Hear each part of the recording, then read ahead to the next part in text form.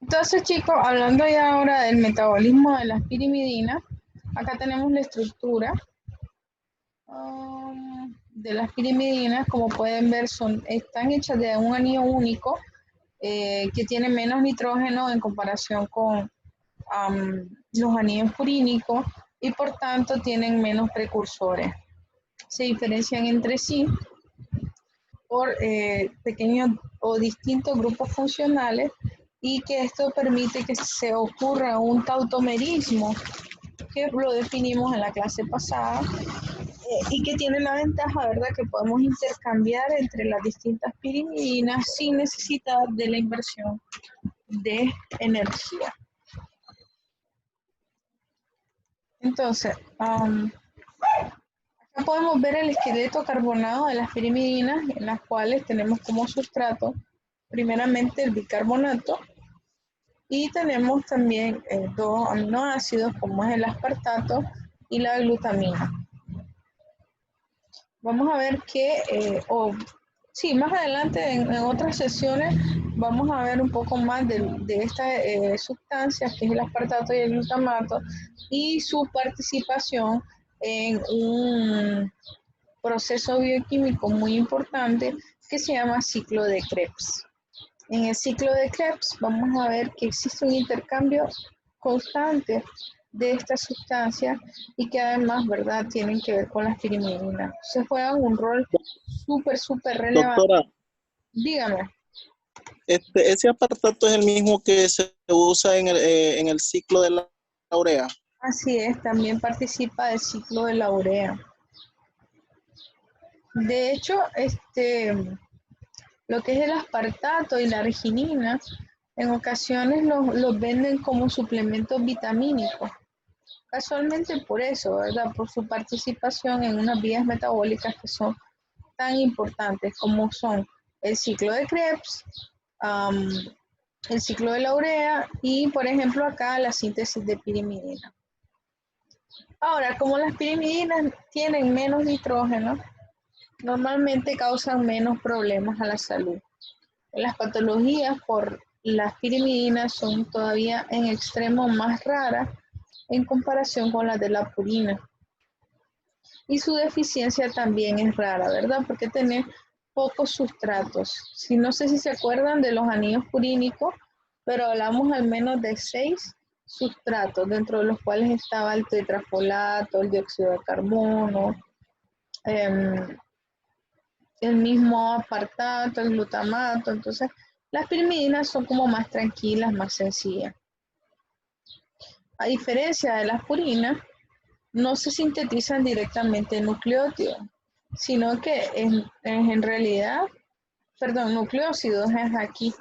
En realidad aquí si primero se hace el anillo pirimidínico usando bicarbonato, aspartato y amonio, y luego este se une directamente a la ribosa fosfato o a la fosforibosil pirofosfato, y esto va a dar lugar a la síntesis del nucleótido de UTP.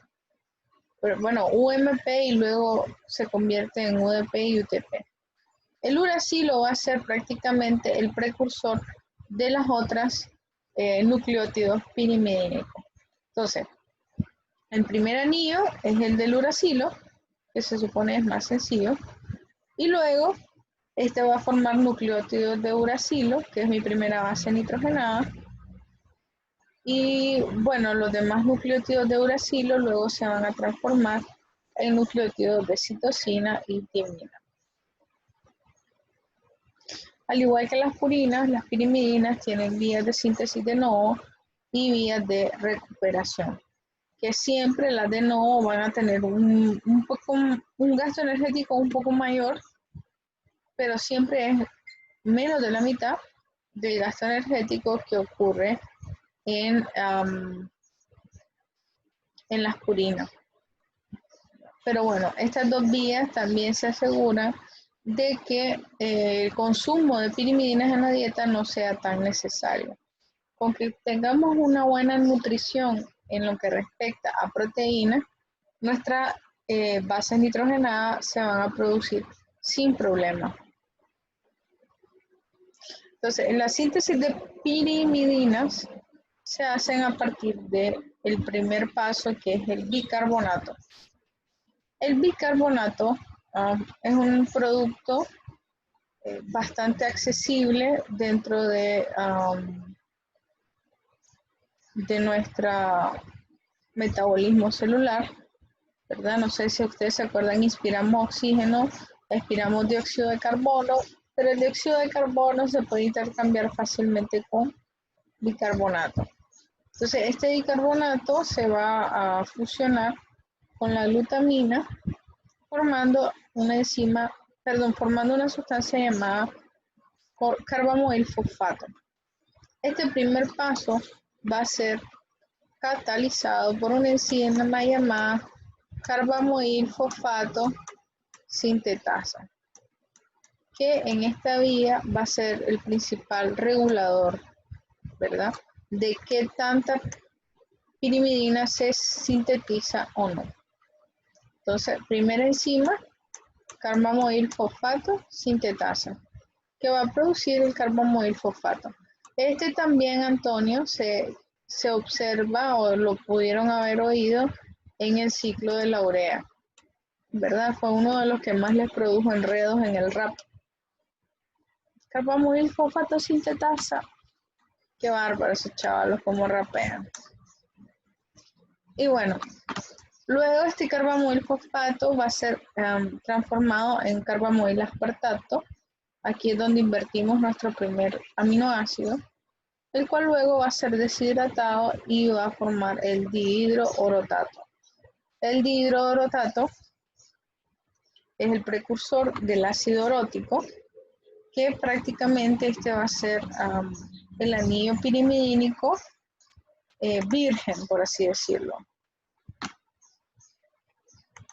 ¿Verdad? Este orotato o ácido orótico es un anillito acá que tiene 2 nitrógenos, pero que no tiene completos los grupos funcionales que vimos anteriormente. Entonces, para completarlo, para terminarlo de hacer, lo vamos a unir a la ribosil pirofosfato, gracias a la PRPP transferasa. Vamos a transferir este grupo con este grupo y vamos a formar un primer nucleótido que inmediatamente se convierte en UMP, que prácticamente es la transformación de este orotato en uracilo y que ya tiene un grupo fosfato. Acá en este paso lo que hicimos fue agregar la pentosa. Dígame.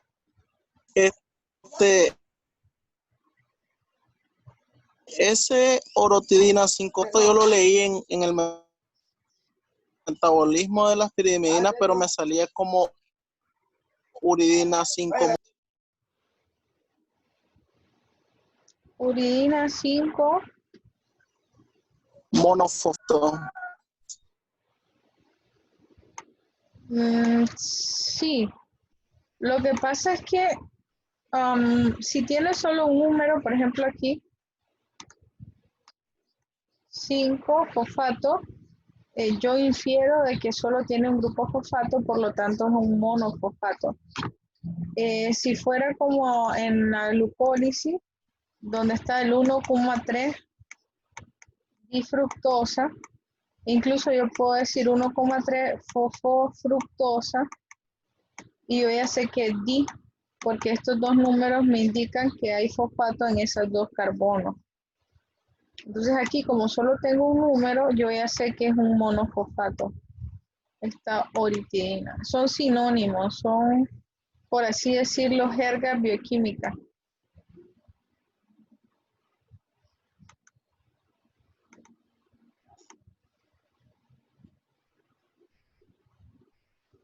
No sé si eso aclara su pregunta.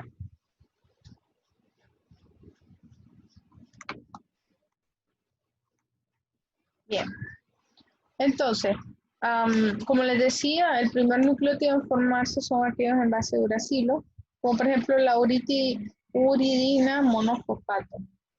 Este puede seguir 3 vías, o seguirse convirtiendo en los primos hermanos de la del monofosfato, que son el difosfato y el trifosfato, o intercambiarse y producir las otras pirimidinas, como son la timina y las citosinas monofosfato.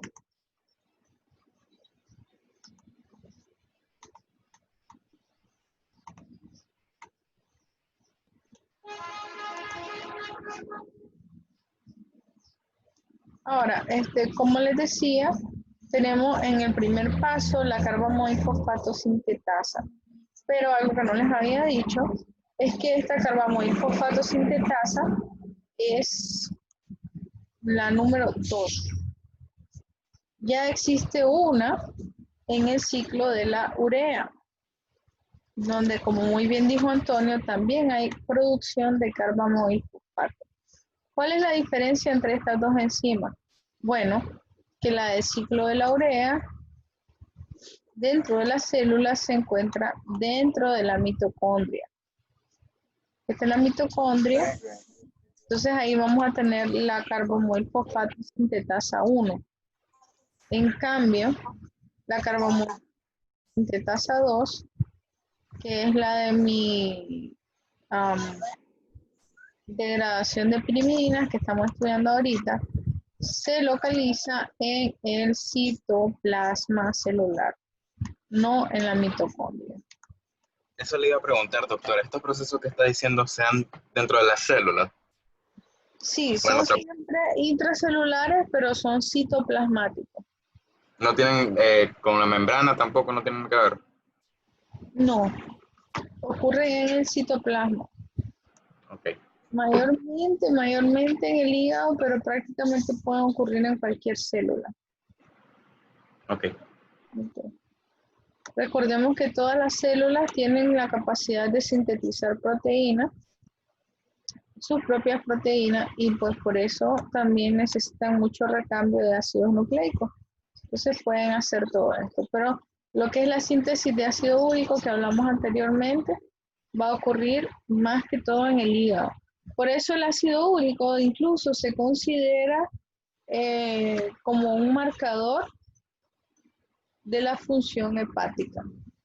Cuando lleguen a las áreas clínicas van a ver que a veces se piden perfiles hepáticos, que son exámenes para ver cómo está funcionando el hígado. Entonces, dentro de ellos van a ver que se mide lo que es la cantidad de ácido úrico.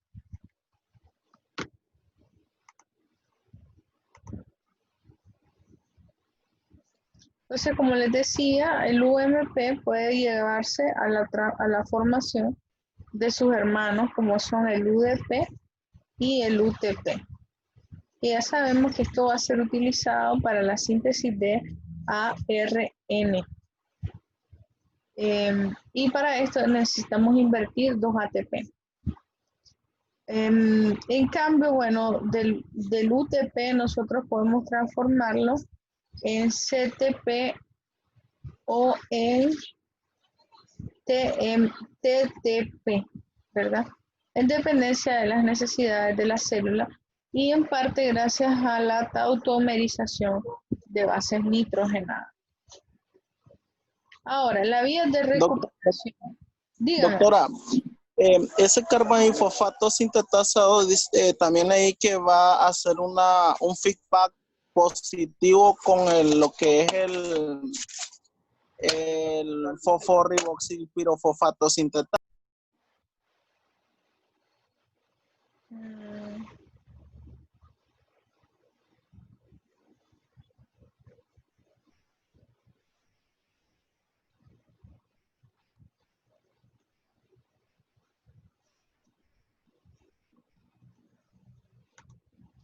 Entonces, bueno, ¿cómo les explico acá? Si el cuerpo o la célula determina que hay bastante UTP, vamos a tener un feedback negativo sobre el carbamoilfosfato sintetasa 2. ¿Qué es feedback negativo? Ok, si yo tengo mucho, necesito producir menos. Entonces hago una inhibición de la enzima.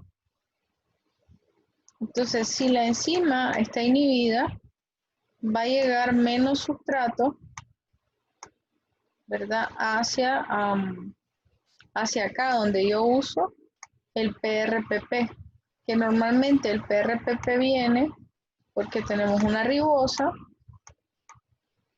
y va a tener la fosforibosil pirofosfato sintetasa por acá. Entonces, funciona así. Tenés mucho UTP, esto bloquea a la carbamoil fosfato sintetasa 2 y eso hace que todos los demás disminuyan, incluyendo el orotato. Si vos no tenés orotato que se una al PRPP, el PRPP va a aumentar y eso también va a inhibir a la PRPP sintetasa. Entonces hay feedback negativo por acá, hay feedback negativo por acá abajo también. Si en cambio yo tuviera menor cantidad de UTP o de los nucleótidos pirimidínicos, entonces aquí el feedback va a ser positivo. Esta chica va a trabajar más y por tanto va a llegar orotato. Entonces el orotato se va a unir cada vez más al PRPP, haciendo que esto disminuya sus concentraciones. Y esa disminución de concentraciones va a poner a trabajar más a la PRPP sintetasa para que yo tenga con quién unir a mi orotato. Entonces, estas dos son enzimas reguladoras importantes. La de PRPP sintetasa y la carbamoil fosfato sintetasa 2 en lo que respecta a la síntesis de pirimidinas. Ya la síntesis de purina tiene sus enzimas también reguladoras. También está la PRPP sintetasa, pero hay otras pues, de hecho es parte de la tarea que les voy a dejar. Que me expliquen cuáles son las enzimas que regulan los procesos de síntesis, tanto de las purinas como de las pirimidinas. A la orden, Antonio. Ahora, entonces en las vías de recuperación nosotros agarramos a los nucleótidos a mitad de camino. Entonces, por ejemplo, tengo un nucleótido de timidina, ¿verdad? Que es una timina con su pentosa, tranquilos, que iban a dirigirse hacia la degradación, pero la agarramos en el aire y la fusionamos con ATP. Y reutilizamos ese nucleócido para formar este nucleótido llamado timidina monofosfato. Lo mismo puede ocurrir con la uridina, con la citidina, y bueno, tenemos una enzima que es la desoxicitidina sinasa, que se encarga, ¿verdad?, de transformar la pentosa de una ribosa hacia una desoxirribosa. Porque recordemos, ¿verdad?, que el tipo de pentosa es importante para saber si yo la voy a utilizar para formar ADP o ATP. O sea, en las vías de salvamento nosotros usamos como sustrato pequeños nucleócidos que iban a dirigirse a la degradación, pero en vez de degradarlo, lo reutilizamos, invertimos energía, confiamos en ellos y volvemos a producir un nucleótido nuevo, ¿verdad? Que ya se va a utilizar para la síntesis, ya sea de ADN o de ARN. Aquí me equivoqué. ADN o ARN. Entonces, reutilizamos estos nucleótidos pirimidínicos para esos dos fines. Producir ácido desoxirribonucleico o ácido ribonucleico. Ahora, la degradación se hace por separado, ya no vienen juntas. Principalmente la timina y la citosina. La citosina se convierte en uracilo, el uracilo ya propiamente dicho va a convertirse a dihidrouracilo y luego van a transformarse en lo que fueron inicialmente, o casi lo que fueron inicialmente, ¿verdad? Recordemos que entramos con un bicarbonato un aspartato y un grupo amonio. Bueno, al final, cuando los degradamos, las pirimidinas, tenemos amonio, que también puede ser enviado al ciclo de la urea. Vamos a tener dióxido de carbono y vamos a tener estos dos aminoácidos prácticamente que pueden reutilizarse para otras cosas, ¿verdad? Por ejemplo, sintetizar nuevas proteínas. Entonces aquí nada se pierde. En la degradación de pirimidina, por eso es que no hay tantos problemas o no hay tantas patologías asociadas a la degradación de pirimidinas, porque ellas, ¿verdad?, hacen un metabolismo similar al que ocurre en la degradación de proteínas. Ahora, la única patología descrita es en pacientes que tienen deficiencia en la enzima orotato fosforibosiltransferasa, que es la que actúa a este nivel que les decía, donde unimos el orotato con la ribosa pirofosfato. Entonces, un paciente o un niño con esta deficiencia de esta enzima generalmente no va a producir suficiente ácido ribonucleico, no va a producir suficientes pirimidinas. Por lo tanto, esto tiene cierta relevancia en el sistema nervioso central y en los glóbulos rojos, en donde necesitamos grandes cantidades de nucleótidos pirimidínicos.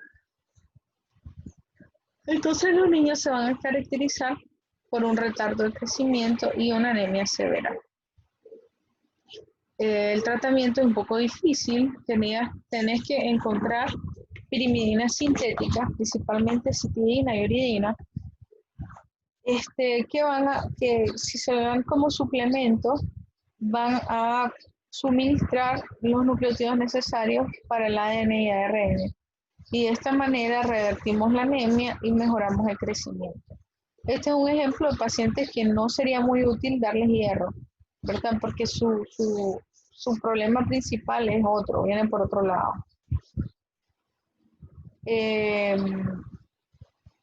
También si nosotros mantenemos la uridina sintética,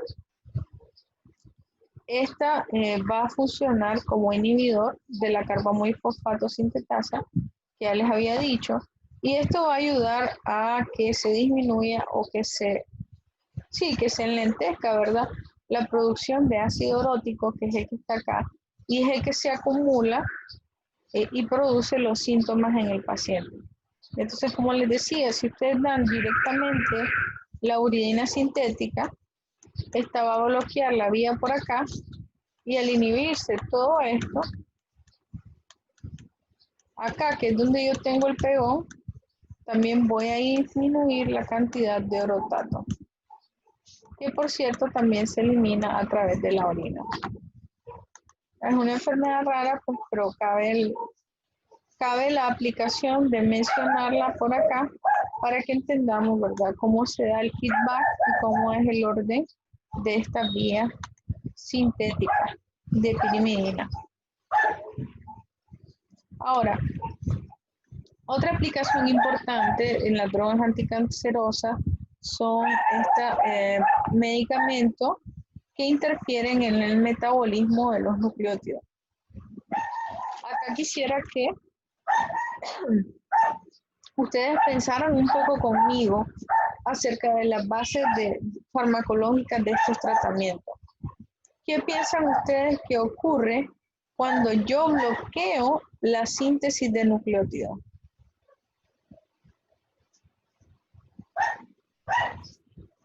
Repite la pregunta. ¿Qué piensan ustedes que ocurre cuando yo bloqueo la síntesis de nucleótidos en pacientes que, por ejemplo, tienen cáncer?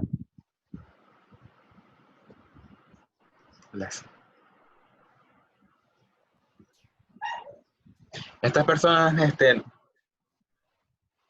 esto podría hacer que evitar el crecimiento del tumor o lo que sea que está haciendo el cáncer. ¿Cómo lo haces? Al evitar que se hayan nucleótidos, se evita también por así decirlo, de cierta en cierta parte la proliferación celular, por así decirlo, evita eso. Sí, ¿o me equivoco? Está en lo correcto. Entonces, los agentes quimioterapéuticos generalmente lo que hacen es bloquear la división celular. ¿Por qué? Porque las células hijas no tienen de dónde sacar nucleótidos nuevos. Entonces, se paraliza el crecimiento del tumor. No lo erradicamos, pero al menos evitamos que crezca. Ya después, bueno, vienen las radioterapias o las extirpaciones quirúrgicas, pero en sí los agentes quimioterapéuticos hacen eso, bloquear la síntesis de los nucleótidos para que de esta manera las células no se puedan seguir reproduciendo. Pero ¿y los desechos siguen siendo igual eliminados? Sí, claro. Lo que se degrada, lo que muere, se sigue degradando y eliminando a través de la orina. Ahora, ¿Y qué se le da a estos pacientes por cualquier otra cosa? Porque ahí dejan de producir nucleótidos, pero se siguen degradando. No en sí no son necesarios tenerlo. exactamente, en el cáncer no pasa nada, pues porque yo quiero que mueran las células cancerosas, pero también precisamente por eso vienen las reacciones adversas de la quimioterapia. ¿Qué les pasa a los pacientes que están usando quimioterapia? Se les cae el pelo, las uñas se les lastima, La piel se la les piel se les daña, sí. les da diarrea, se desnutren, precisamente porque ha sido imposible crear un quimioterapéutico que bloquee solo los nucleótidos de las células cancerígenas. Eventualmente también las células no cancerígenas bloquean su división celular y pues por eso tenemos todos los efectos adversos, ¿verdad? De la quimioterapia. Pero bueno, todo eso se le tiene que explicar al paciente y pues en algunos casos es un mal necesario para poderle salvar la vida a ellos, ¿no? Curiosidad, los cánceres, no sé, había leído que tienen, por así decirlo, una habilidad que es tomar así la energía de las otras células vecinas. Bueno, Ajá, lo que pasa es que el cáncer son células que se están reproduciendo más rápidas que la otra. sí, Para poderse reproducir necesitan mucho ATP. exacto. Entonces, no es que tomen la energía de las otras células, sino que ellas toman la energía que tiene el cuerpo disponible y la agotan. Y las demás células se quedan sin energía disponible para hacer sus propios procesos. Entonces, Y así mueren. un paciente adelgaza o pierde peso porque, por ejemplo, la glicemia está baja porque toda la glucosa la ocupan las células cancerígenas para producir ATP. Y entonces, al estar la glucosa baja, vienen los procesos de lipólisis, de beta-oxidación de los ácidos grasos, que adivinen qué, también la ocupan las células cancerígenas. Sí. Mi paciente sufre un proceso de emaciación porque tengo un ser dentro, casi como las embarazadas, ¿verdad? Que está consumiendo toda mi energía y pues que me está consumiendo a mí mismo, pues porque mis células sanas no tienen de dónde obtener ATP. Bueno, ahora también estos medicamentos quimioterapéuticos se usan en otros tratamientos, como por ejemplo el lupus. En el lupus se usa bastante el metotrexate. Ahora yo les hago otra pregunta. Tienes tienes una paciente con lupus que está tomando metotrexate y te dice que quiere salir embarazada. ¿Qué le puedes decir vos a esa mujer? Que no puede. Y pongámosle que queda embarazada por X o Y motivo. ¿Qué le vas a decir vos a esa mujer? Que posiblemente pierda el feto o el niño salga con problemas degenerativos, con problemas, pues. Exacto, estos pacientes con este tipo de tratamiento se les tiene que recomendar fuertemente la planificación familiar porque estos medicamentos, por las vías que ya les expliqué, pueden llevar a que hayan o malformaciones congénitas o que hayan pérdida temprana del embarazo y pues La mujer, ustedes saben que psicológicamente algunas personas se sienten mal, que no sirven como mujer, qué sé yo. Cosas de la cultura. Entonces ustedes les tienen que explicar que es un efecto adverso del El medicamento, metrocito. pero que el medicamento es necesario para que ellos puedan vivir o tener una vida más o menos adecuada en lo que es los pacientes con lupus. Entonces acá tienen un pequeño esquema que es un ejemplo de lo que yo quiero que me hagan en la tarea, ¿verdad? Acá tenemos en conjunto lo que es metabolismo, engloba síntesis y degradación de cada una de las sustancias. Pero dentro de la síntesis tenemos dos tipos, tenemos de novo y de recuperación o salvamento. Entonces, lo que ustedes van a hacer en un papelógrafo, ver este video que yo les voy a compartir el link y resumirme estas 4 vías. Síntesis de nuevo de las purinas, salvamento de las purinas, degradación de las purinas y así. De nuevo de las pirimidinas, salvamento de las pirimidinas y degradación de las pirimidinas. Yo hice mi mayor esfuerzo, pero en general siento que en este video lo explican mucho mejor, por eso se los recomiendo, para que hagan ese resumen en el papelógrafo y pues le tomen fotografía, me lo manden. Como estamos todos teniendo problemas con el internet, les voy a, ¿cómo se dice? Permitir que me envíen la fotografía en WhatsApp. ¿Verdad? Solo que me digan. Doctora, Dígame. yo la verdad que le entendí más a usted. Yo lo leí, lo releí y me costé. Bueno, no sé. Ahí ustedes hacen una valoración del video. Pero imagínense que a mí me gustó más el video que yo misma. Así que se los recomiendo muchísimo. Y además me van a contestar estas 2 preguntas. Por parte de ustedes me van a decir en qué consiste la vía de salvamento con sus propias palabras y cómo se da la regulación de la síntesis de nucleótidos, ya sea en la vía pirimidínica o en la vía purínica. Querías que lo hiciéramos para el día de hoy, pero les voy a dar un poco más de plazo porque sé que todos estamos teniendo problemas con el internet. Así que no sé ustedes si se los dejo para el próximo fin de semana para no presionarlos por lo que vamos a examen el lunes. No sé si están de acuerdo. ¿Para cuándo? Para el próximo fin de semana. Bueno, ¿Va bien? Igualmente lo pueden entregar por WhatsApp. solo vamos a hacer un papelógrafo explicando las vías. Aquí están las 3 cositas, miren. La vía que sale en el video, solo una breve, un parrafito de 3 líneas donde me expliquen qué son las vías de salvamento y por último otros 3 párrafos otras 3 líneas de un párrafo donde me hablen de la regulación de la síntesis, ¿verdad? ¿Cuándo se hacen más nucleótidos? ¿Cuándo se dejan de hacer nucleótidos? Estos videos también van a estar disponibles en YouTube si los quieren revisar, pero pues se las dejo para la próxima semana. Esto les va a llevar más o menos las 2 horas de clase que nos faltan del día de hoy. Entenderlo bastante. Doctora, sobre el examen, Ajá. ¿a qué hora va a estar? Entonces, con respecto al examen, muchachos, me dijeron 1 de junio, que es el lunes. Yo normalmente dejo abierto el examen de 1 a 5 de la tarde. A menos que haya un problema mayor con el internet, ustedes me avisan con tiempo y yo dejo abierto el examen hasta las 7, 8 de la noche.